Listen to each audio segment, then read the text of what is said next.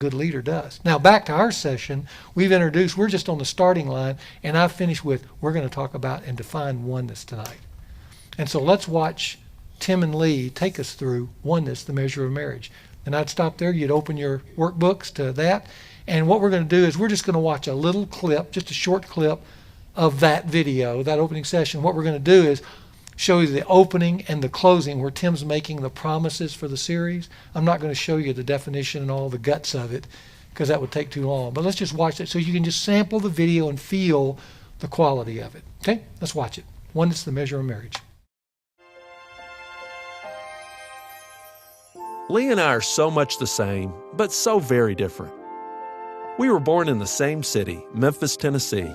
Not at the same time, mind you. As Lee will let you know, I'm almost 3 years older. We went to the same church, even the same high school. We knew each other, sort of, but our worlds are so different. Lee, you see, came from a great home. She's the oldest of 5 kids with a strong nuclear family. Oh, they had issues like every family, but it was stable and secure. A classic household. My house was different. My father was a Californian who married a Southern girl. He was determined his kids should be raised on the West Coast. So when I was 6, he left early one morning and headed west. His goal was to find a house and then come back and get us. But he never came back. On the way, he was killed in a single-car accident.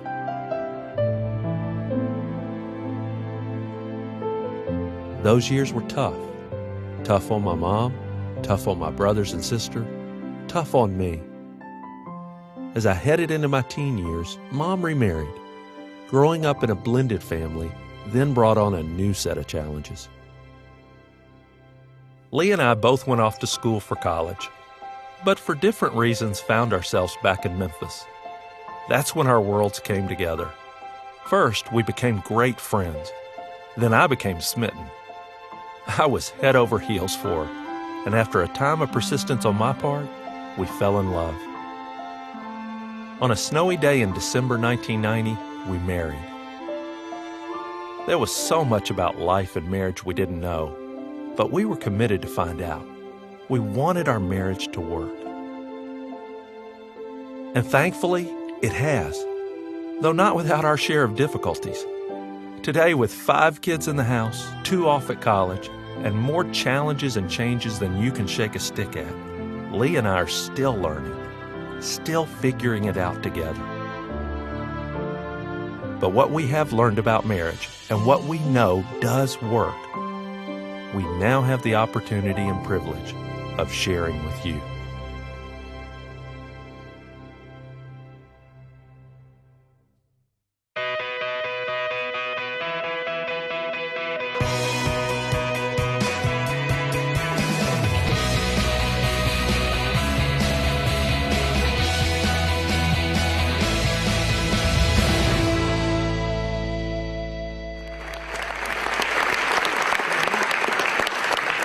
Welcome, everybody, to Marriage Oneness. Believe it or not, we're at the starting line of a great adventure together. I want to say out of the gate, on behalf of Lee and me, what a privilege it is for us as a couple to be able to share our lives with you, to be able to share this material with you, because I believe what we're covering in Life Ready, Marriage Oneness, will transform your marriage and your home. I feel so passionately about this material and all the exercises and the things that we'll get to be a part of, that I think you'll begin to experience all that marriage can be. Not just in theory, but in reality. You'll, over the next 8 weeks together, if you'll partner with me and we engage together, I promise each week I'll bring you new information, I'll bring you new insights, but even more than that, I'll give you new opportunities that you're not just learning about things. You'll actually experience it as a couple. That's where we're going together over 8 weeks. Now, before we can go there, though, we got to take a little bit of time and look back. In fact, I want you to look back all the way to those words on the stage there. You see it on the car, just married. Remember when those words were true about you? When you were just married. Now, for some, it's recently. Some, it maybe years ago. You know, for Lee and me, I can remember what was true about us. It was December 22nd, 1990. A cold winter day. They were expecting snow. We had a huge wedding. And I still vividly remember that moment when the back of the church opened up. And we were very traditional. I had not seen her in her wedding dress until that moment. And when those doors opened up and she started walking down the aisle with her father, I'm going to tell you, I was absolutely blown away. She was so beautiful. And I remember thinking the whole time, I can't believe this woman is going to marry me. And I looked up at the clock right at the back of the church and I thought, if we can just get through 30 minutes, she's mine for life.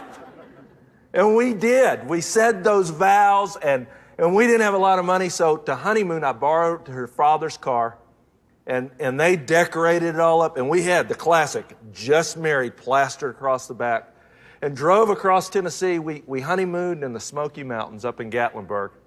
Had a great time.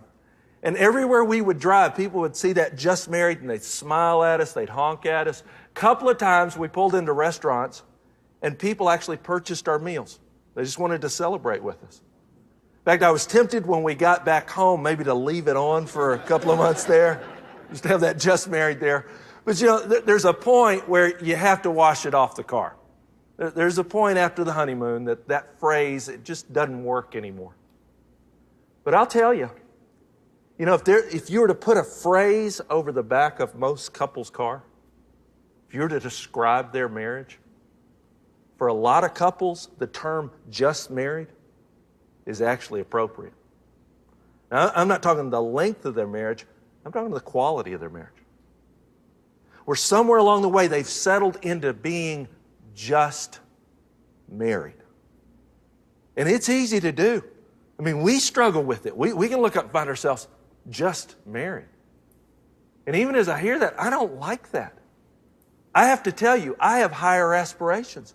I don't want to be just anything. I want something more. And I believe the things that I aspire to, and Lee and I aspire to as a couple, I think every couple aspires to. I don't think there's a couple out there that just wants to settle in. Unfortunately, our culture doesn't really help us get a vision for something more. In fact, if you look at all the stories, the fairy tales, even the movies, where do they end when it's a love story, when it's a romance?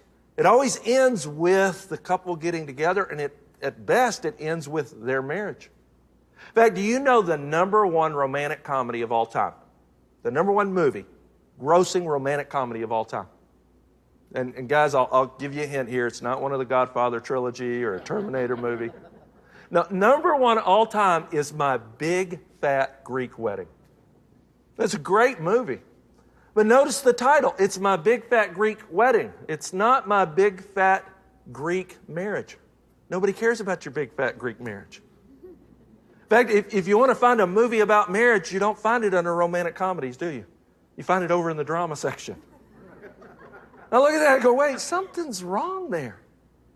Surely we have a vision for something more than that.